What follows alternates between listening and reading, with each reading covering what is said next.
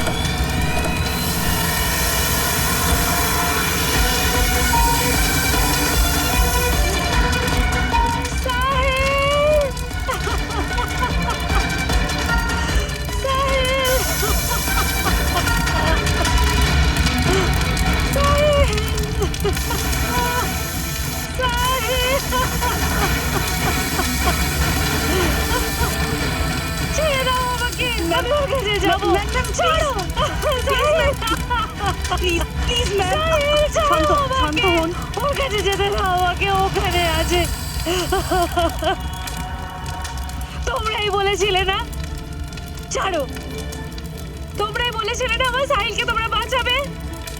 তুমি বলেছিলে তোর কিছু হবে না। দাও দাও আমার সাহিলকে ফিরিয়ে দাও ওর কাছে। ওই দেখো ওর কি অবস্থা করে দিলে তোমরা। ফেরত দাও আমার সাহিলকে, তোমরা ফেরত দাও।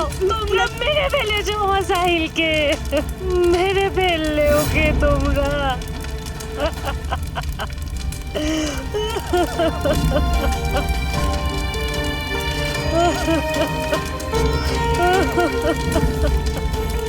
তোমরা মেরে ফেললে আমার সাহিলকে, মেরে ফেললে আমার সাহিলকে।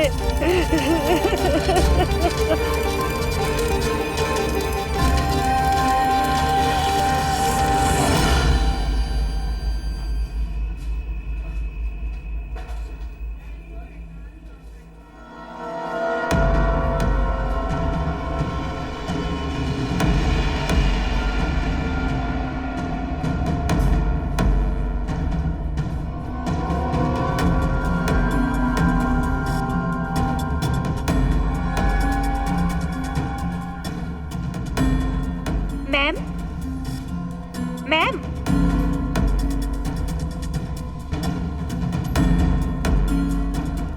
Ma'am, are you okay? Madam mister কুমারের ফোন এসেছিল। আমি আজকে 3টের সময় মিটিং ফিক্স করে দিয়েছি। ব্যাংকের সেফটি ভল্টে যাও, আর ওখানে যত ক্যাশ আছে না একটা ব্যাগে ভরে আমার কাছে নিয়ে এসো। ম্যাম, শুনতে পাচ্ছ না তুমি? আমি বললাম যাও।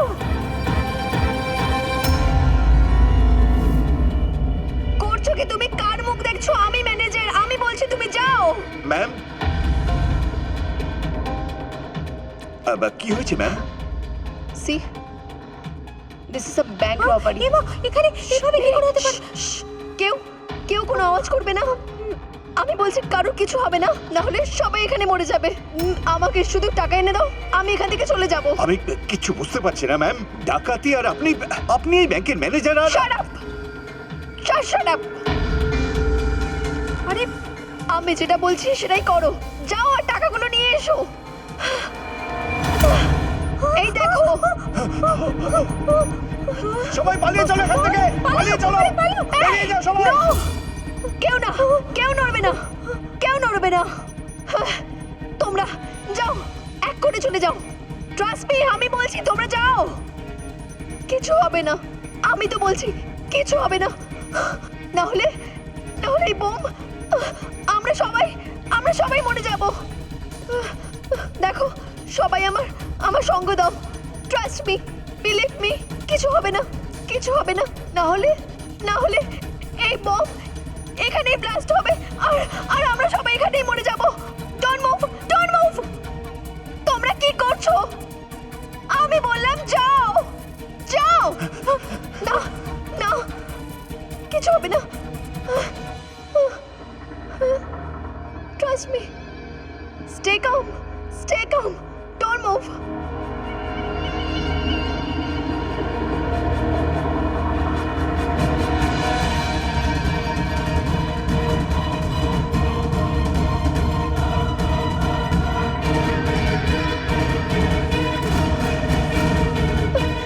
তাড়াতাড়ি টাকা নিয়ে এসো।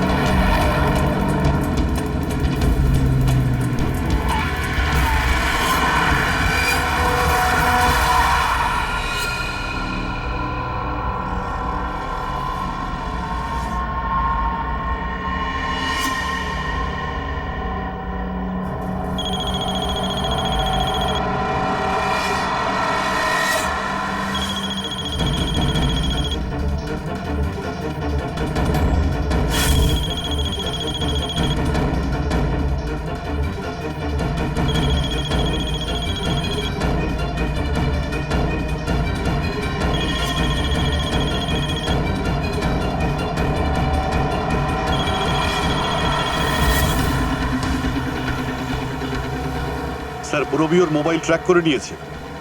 হ্যাঁ স্যার, ওই দিকেই যাচ্ছি আমরা। আমি আমি আমি আপনাকে ইনফর্ম করছি। Yes sir. কি পজিশন পুরবি? স্যার ওর মোবাইল এখান থেকে কিছু 5 কিলোমিটার দূরে দেখাচ্ছে।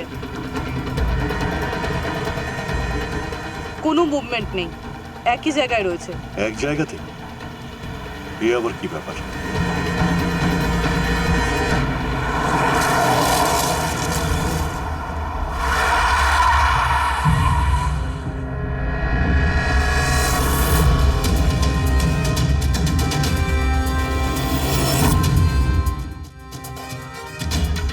স্যার ওর কাছে কিন্তু বম্ব আছে, আমরা বম্ব স্কোয়াডের ওয়েট করি।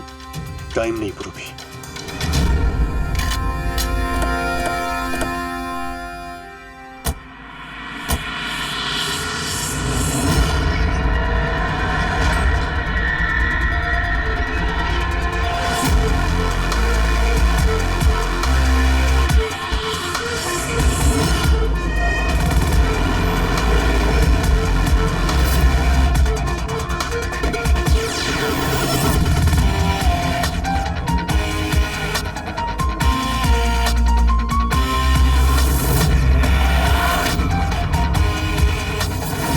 অভিজিৎ, মেয়েটা একলাই আছে, কোনো মুভমেন্ট করছে না।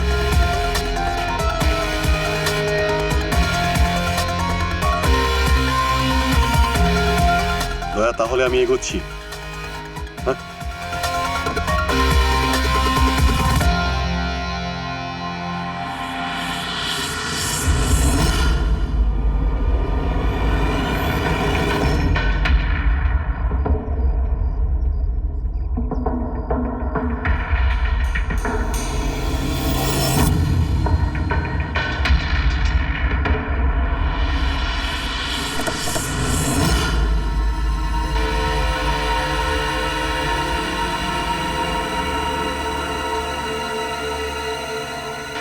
স্যার এর তো জ্ঞান নেই। আর বোম?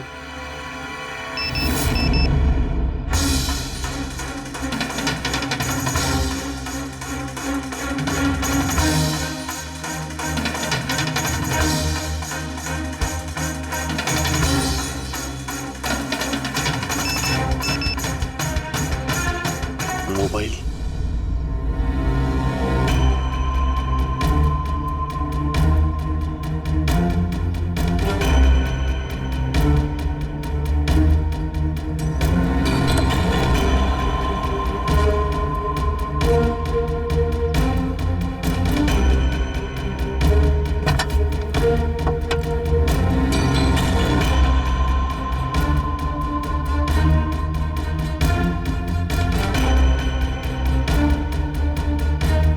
স্যার, বোম তো নেই।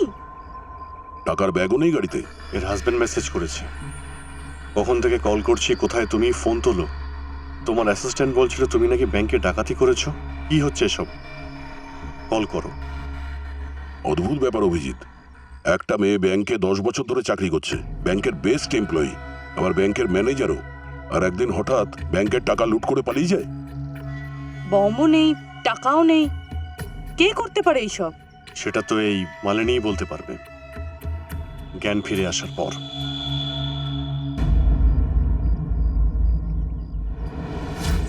স্যার, ওটা আমার প্ল্যান ছিল না স্যার।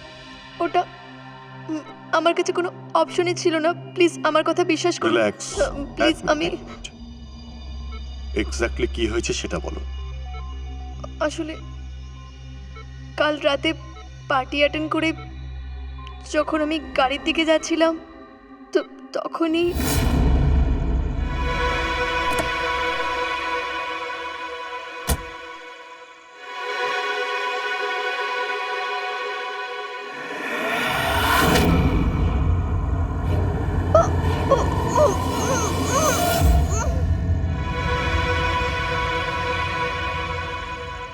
যখন আমার চোখ খুলো না, তখন আমি একটা রুমে ছিলাম।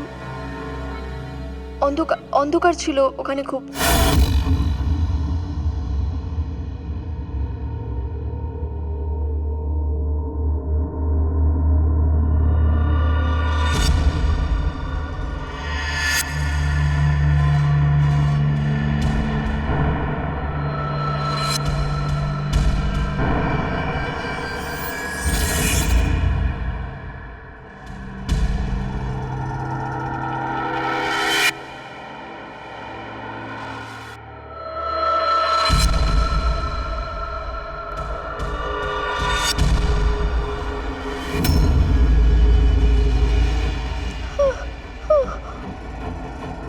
মালিনী, যদি তুমি জ্যাকেটটা খোলার চেষ্টা করো তাহলে বম ট্রিগার হয়ে যাবে। কে তুমি?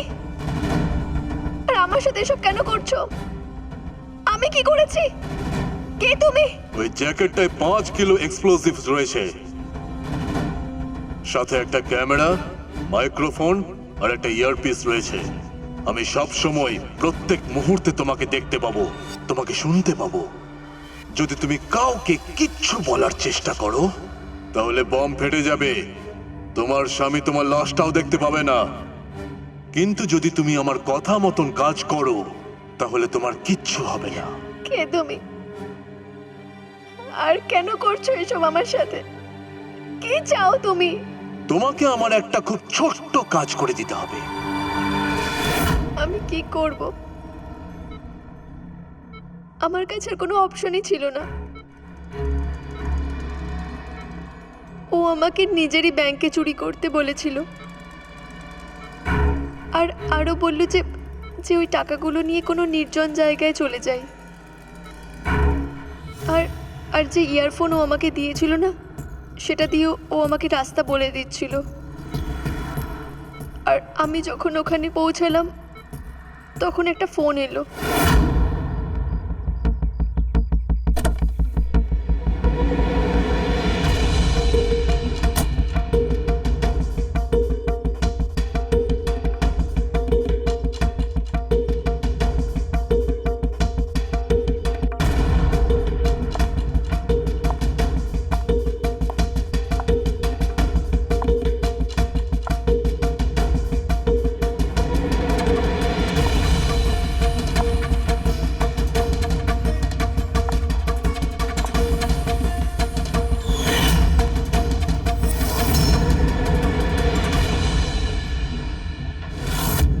কফি খাওয়ার পরেই আমি অজ্ঞান হয়ে গেছিলাম। আর তারপর আমার কিছু মনেও নেই, কিছুই জানি না যে তারপর কি হয়েছে। আর যখন চোখ খুললো তখন আমি হসপিটালে। ওরা তোমাকে অজ্ঞান করে তোমার জ্যাকেট বের করে নেয় আর টাকা নিয়ে পালিয়ে যায়। তার মানে আমরা যে ক্রিমিনালকে খুঁজছি তাকে কেউ দেখেনি এখনো। তুমি কি কাউকে সন্দেহ করো? কে করতে পারে এইসব? না, আমি কিছু জানি না।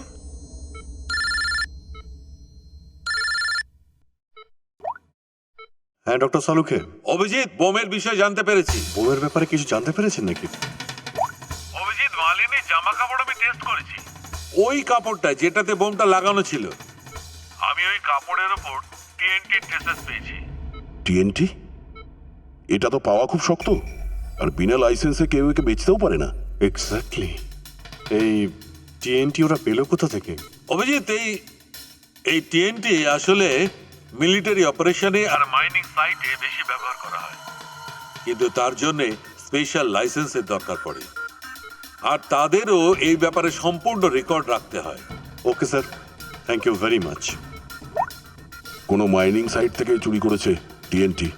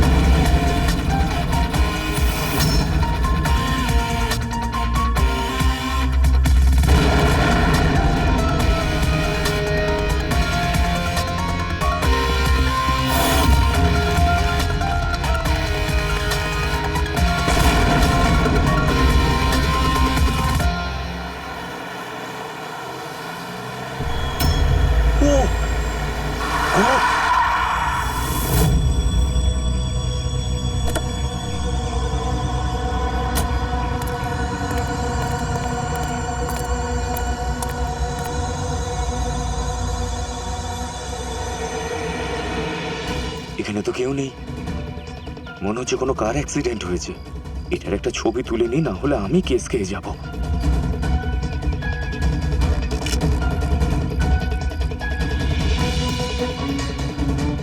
বেঁচে আছে নাকি?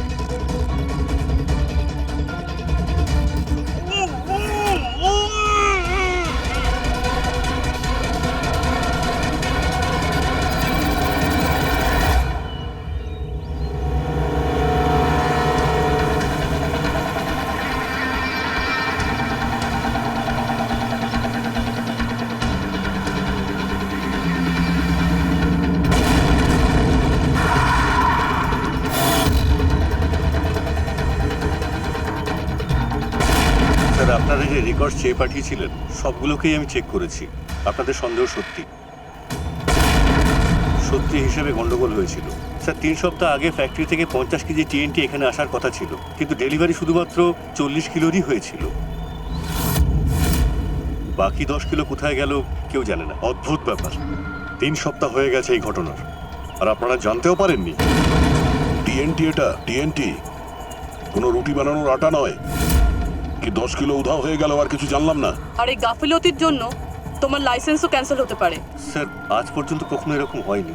আমি নিজে ইন্টারনাল জিজ্ঞাসাবাদ করে খোঁজ নেব যে গন্ডগোল কোথায় হয়েছে। ততদিনে জানি না কি কি হয়ে যাবে। তোমার একটা ভুলের জন্য ব্যাংক লুট হয়ে গেছে, একটা মেয়ে বিপদের মধ্যে পড়েছিল। দেখো, তুমি কি করবে সেটা তোমার ব্যাপার। আগে ওদের ডাকো যে টিএনটি ট্রাক নিয়ে এখানে এসেছিল।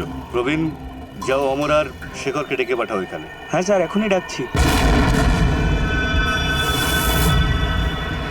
আরে একটু ওদিকে ওদিকে। অমর, শেখর, স্যার ডাকছে তোমাদের।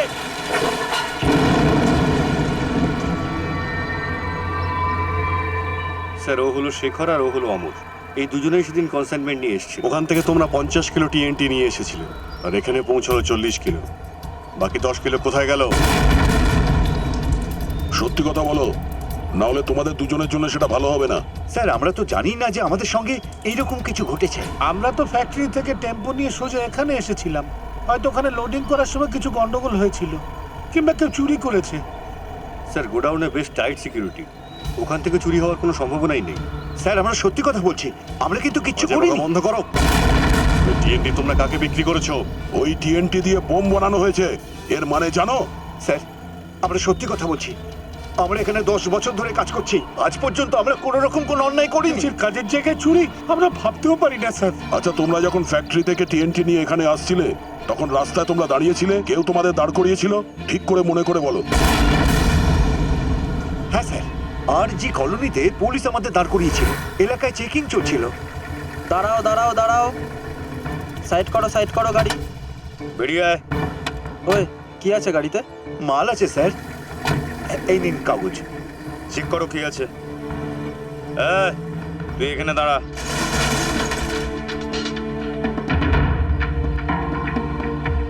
স্যার সবকিছু ঠিকই আছে, এবার আমরা যাই। খুব তাড়াতাড়ি পালাতে যাচ্ছিস তুই? হ্যাঁ, খুব তাড়াতাড়ি? না স্যার, তাড়াহুড়ো নেই স্যার। মদ খেয়েছিস? না স্যার, আমরা কোথায়? হ্যাঁ, চুপ। আমাকে শেখাবি? চল, চেক করতে হবে।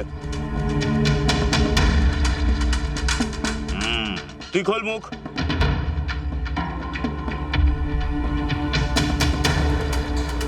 সবকিছু ঠিক আছে স্যার। স্যার আপনাকে তো বললাম আমরা সব কিছু খাই না। এই, আমাকে আমার কাজ শেখাবি না, কানের গোড়ায় দেবো না। বেরো তাড়াতাড়ি। এই চলো চলো। চল তাড়াতাড়ি বেরো। তারপরে আমরা কোথাও দাঁড়াইনি, সোজা এখানে আসি। ওই পুলিশদের মুখগুলো মনে আছে? ব্যাচের নামটা দেখেছিলে? না ম্যাডাম, চেহারা মনে নেই, আসলে 3 সপ্তাহ হয়ে গেছে। কোনো ব্যাপার না, লোকাল পুলিশ স্টেশন থেকে আমরা খবর পেয়ে যাবো যে ওই দিন চেকপোস্টে কোন কোন পুলিশ অফিসার ছিল। এই প্ল্যানের সঙ্গে পুলিশেরা নিশ্চয়ই জড়িত। স্যার 3 তারিখে আরজি কলোনিতে কোনো চেক আউট ছিল না। কি? একটু ভালো করে দেখুন। না স্যার, যদি তেমন হতো তো রেজিস্টারে এন্ট্রি থাকতো। ও, তার মানে 3 এপ্রিলে কোনো চেকিং ছিল না। তার মানে ওই দুজন বহুরূপী ছিল, পুলিশের ইউনিফর্ম পরে এদের বোকা বানিয়েছিল। অমর আর শেখর ওই দুজনকে পুলিশের লোক ভেবে নিয়েছিল, আর ওই দুজন চোরই ওদেরকে কথায় ভুলিয়ে রেখেছিল আর ট্রাক থেকে টিএনটি চুরি করে নিয়েছিল। ভাই, ওই এরিয়াতে যতগুলো ক্যামেরা রয়েছে সব কটার ফুটেজ চেক করি, কিছু না কিছু অবশ্যই পাওয়া যাবে। হ্যালো, হ্যাঁ বলছি। কি? মাই গড, ঠিক আছে আমরা দেখছি। কি হলো? আরো একটা ব্যাংকে ডাকাতি। আমি ইচ্ছে করে করিনি স্যার, আমি নিজের ব্যাংকে কেন চুরি করব? কখনো কোনো খারাপ কাজ করিনি আমি স্যার, সত্যি বলছি। যদি আমি এরকমটা না করতাম তাহলে আমি মরে যেতাম। ওই বোম দেওয়ার জ্যাকেটটা তোমায় কে পরিয়েছিল? আমি জানি না স্যার, যখন জ্ঞান ফিরলো জ্যাকেটটা পরানো হয়েছিল। কিছু তো মনে আছে তোমার, কিছু তো তুমি দেখেছিলে। যখন তোমার জ্ঞান ফিরেছিল আশেপাশে কেউ ছিল? না, আমি কিছুই দেখিনি। আমি ওই মহিলাকে দেখে গাড়ি থেকে নামলাম আর আমাকে পেছন থেকে কেউ ধরে নিল আর অজ্ঞান করে দিল। যখন জ্ঞান ফিরলো তখন ওখানে কেউ ছিল না, ওই মহিলা উধাও হয়ে গিয়েছিল। ওই মেয়েটার মুখটা তো আপনি দেখেছিলেন নিশ্চয়ই?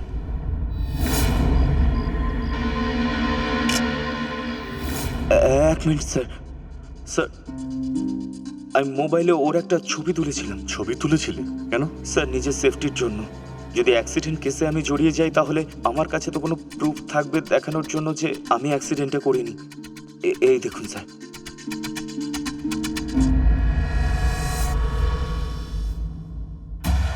মরার নাটক করেছিল, তাও এত চালাকির দ্বারা। মুখটা লুকিয়ে রেখেছে। প্রফেশনাল ক্রিমিনাল, আগে পিছে কোনো এভিডেন্স রাখে না। একে তো হাতে নাতে ধরতে হবে।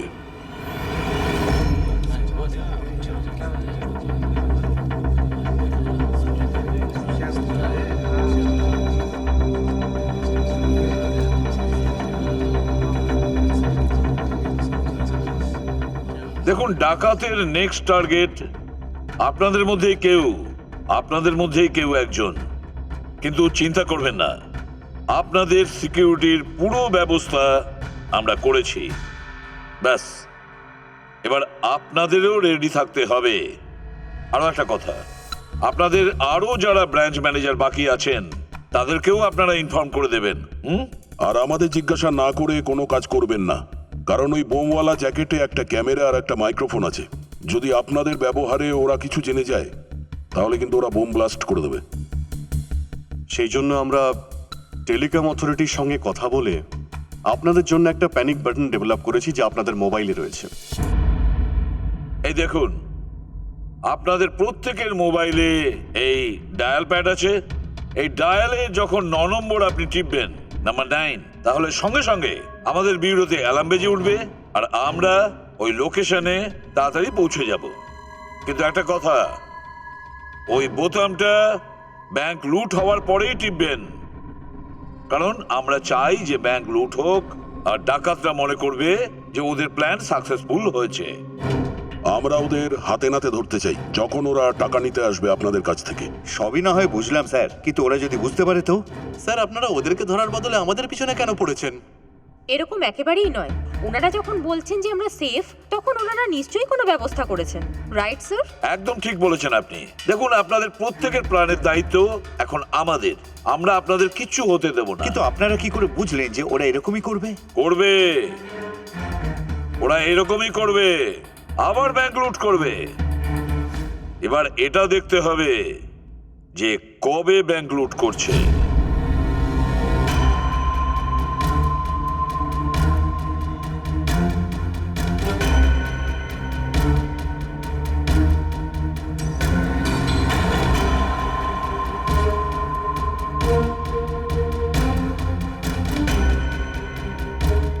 পেডিক, পুরবি, সব রেডি আছে তো? হ্যাঁ স্যার, সবকিছু রেডি। গুড। প্যানিক বাটন টিপলেই অ্যালার্ম বেজে উঠবে। Sir, R G colony CCTV footage নিয়ে এসেছি। এখান থেকে তো সমস্ত গাড়িগুলো এই 5 থেকে 7 মিনিটের মধ্যে এক্সিট করে গেছে, শুধুমাত্র এই 3টে গাড়ি ছাড়া।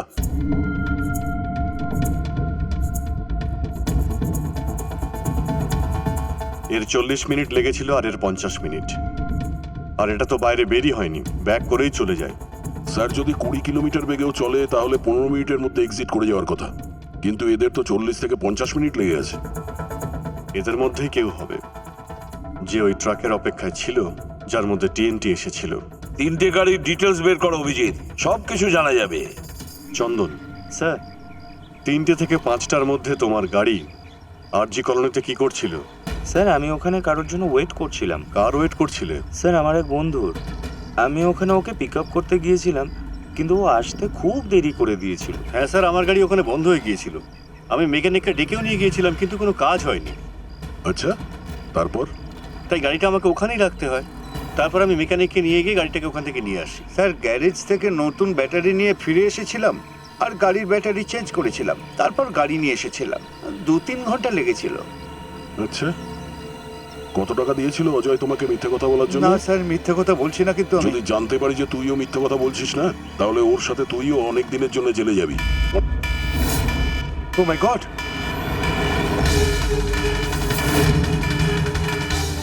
স্যার, স্যার, হ্যাঁ পেড্রিক, স্যার, প্যানিক অ্যালার্ম বেজে গেছে। সান্টা ক্রুজ ইস্ট। পুরবি, লোকেশন বলো। Sir, Santa Cruz East, Shastrinagar, MUC bank. Manager কে আছে? স্যার, সাহিল কুমার। কন্ট্যাক্ট করো, দেখো কোথায় কোথায় যাচ্ছে।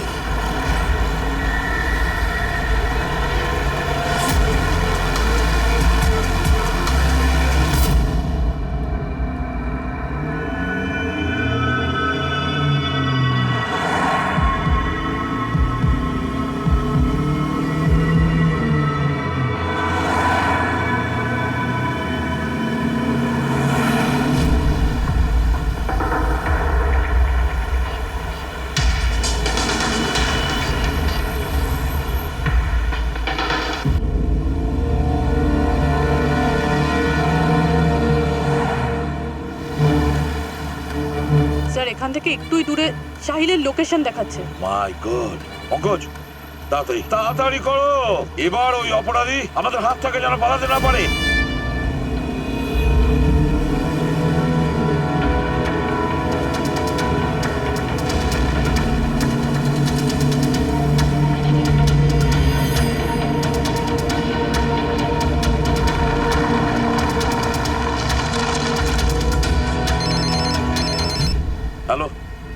প্রদ্যুমান বলছি। ভুল করলে সিপি তোমার এই ব্যাপারে নাক গলানো উচিত হয়নি। কে বলছেন আপনি? কে বলছেন? এবার তোমার ভুলের শাস্তি একটা নিষ্পাপ পাবে। Damn it! কে বলছেন? কোথা থেকে বল?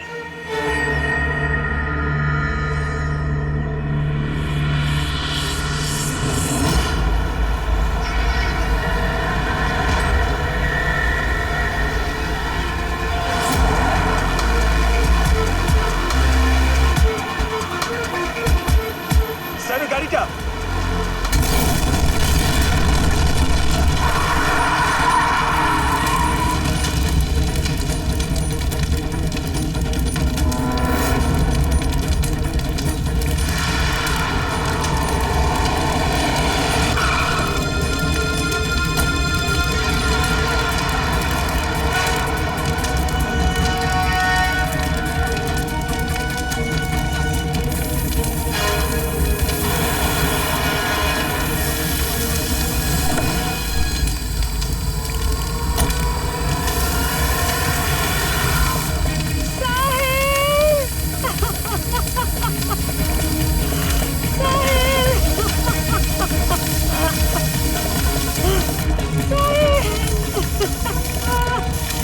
ছেড়ে দাও আমাকে, আমি ওকে নিয়ে যাবো। ছাড়ো সাহিল, সাহিল ছাড়ো আমাকে, ওর কাছে যেতে দাও আমাকে, ওখানে আছে। তোমরাই বলেছিলে না আমার সাহিলকে তোমরা বাঁচাবে। ম্যাডাম তুমি বলেছিলে তোর কিছু হবে না। ম্যাডাম ম্যাডাম দাও দাও আমার সাহিলকে ফিরিয়ে দাও ওর কাছে। আসুন। তোমরা মেরে ফেললে আমার সাহিলকে। এই সব আমার ভুল, আমার ভুল অভিজিৎ। সাহিলের প্রাণ আমার ভুলের জন্য গেল। স্যার আপনি নিজেকে দোষারোপ করবেন না, আমাদের প্ল্যান একদম ঠিকই ছিল, কিন্তু যাই করতে হোক না অভিজিৎ, যাই হোক, কিন্তু এই সব কিছু যে বা যারা ঘটাচ্ছে না, তাকে তো আমি। ও বাঁচবে না স্যার, আমরা ওকে খুঁজে বার করবই স্যার। স্যার হ্যাঁ, স্যার ওই গাড়ির মালিকের ব্যাপারে জানতে পেরেছি স্যার। ওর নাম হর্ষ, আন্ধেরিতে থাকে। হর্ষ,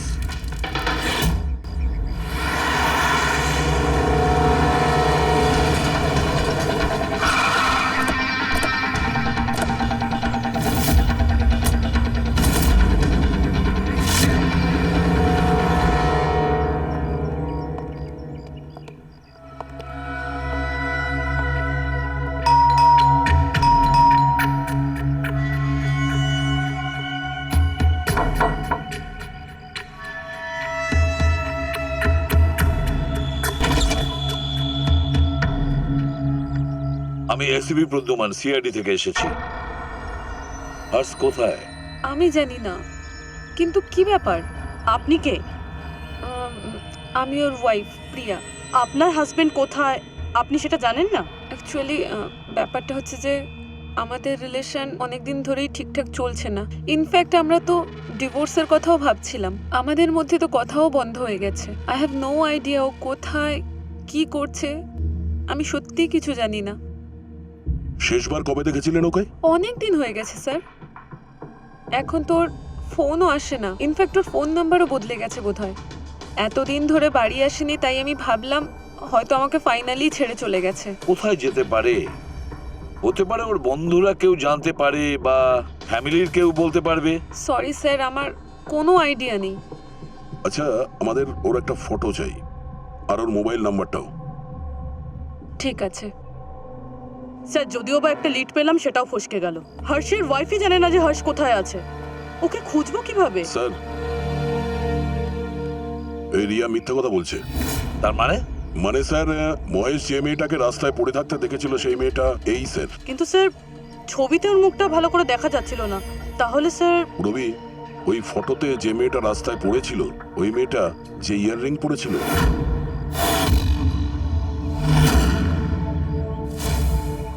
ওই সেম ইয়াররিংই এই মুহূর্তে এই রিয়াও পড়ে আছে। আচ্ছা, তাহলে এই ব্যাপার।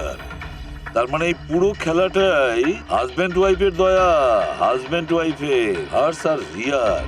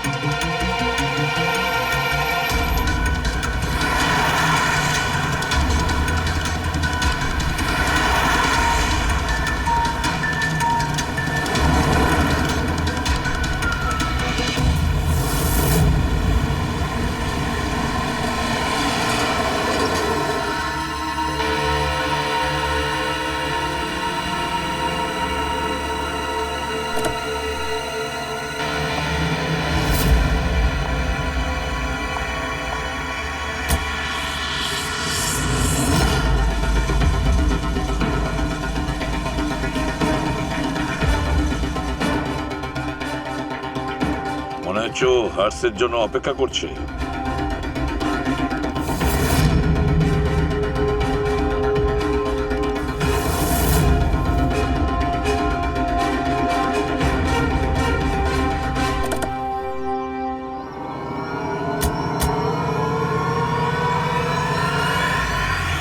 আরে আরে আরে, এসো বাইরে এসো এসো। ওঠো। রিয়া, তুমি তো আমাদের এটা বলনি যে তোমরা দুজন স্বামী স্ত্রী হনিমুনে যাচ্ছ, হ্যাঁ?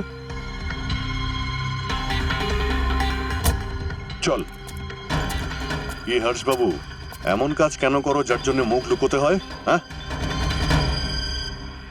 আরে নিজের মুখটা তো দেখাও।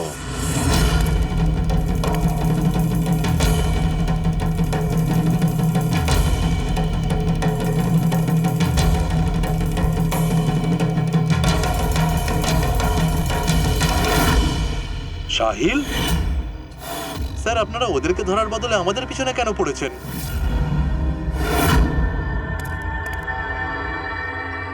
তুমি? পারফেক্ট প্ল্যান করেছিলাম আমরা, আমি আর হর্ষ মিলে। কেউ কিচ্ছু জানতে পারতো না যে এই চুরিগুলোর পিছনে আমরা ছিলাম। না কোনো এভিডেন্স রেখেছিলাম, না কোনো witness. The perfect robbery. The perfect robbery. আর সেই জন্য ব্যাংক ম্যানেজারদের টার্গেট করেছো? শুধু ব্যাংক ম্যানেজারদের, ওদের কিডন্যাপ করার ছিল। ওদেরই সুইসাইড বম্বার বানিয়ে ওদেরই ব্যাংক লুট করতে বলেছিলে তুমি। আর ওই আরজি কলোনিতে ট্রাকের মধ্যে থেকে টিএনটি তোমরাই চুরি করিয়েছিলে না?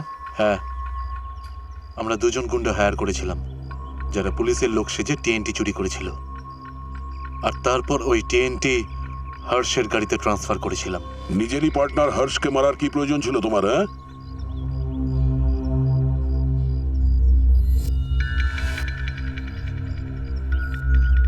আমি আর রিয়া খুব ক্লোজ হয়ে গিয়েছিলাম, আর এই ব্যাপারে কিচ্ছু হর্ষ জানতো না। সেজন্য আমি আর রিয়া প্ল্যান করেছিলাম যে এই রবারির পরে হর্ষকে শেষ করে দেব। আর সেই জন্য ও যখন আমার কাছে টাকা নিতে এলো রবারির পরে, সেই মুহূর্তেই আমি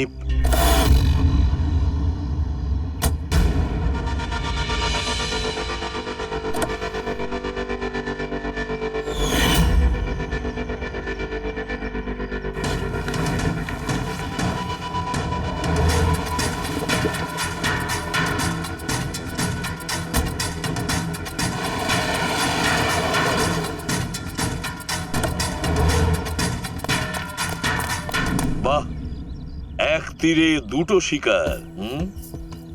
আজকে রাস্তা থেকে সরিয়ে দিলে। তোমরা দুজনে মিলে এটা ভেবেছিলে লুটের মাল হাতিয়ে অন্য দেশে গিয়ে সুখে দিন কাটাবে, তাই তো? তোমার ওয়াইফ তোমার মারা যাওয়ার শোক পালন করছে, কিন্তু আসল শোক তো ও এবার পাবে যখন তোমার এই সত্যিটাও জানতে পারবে। নিজেদের খুব চালাক মনে করো, তাই না? হ্যাঁ, সব অপরাধী এটাই ভাবে যে ওর মতন চালাক বুদ্ধিমান কেউ হতে পারে না, তাকে কেউ ধরতে পারবে না। কিন্তু সেটা ভুল ধারণা তার, কারণ আইন আছে, আর আইন প্রতিবার ওর থেকে এক পা এগিয়েই থাকে, প্রতিবার এক পা এগিয়ে।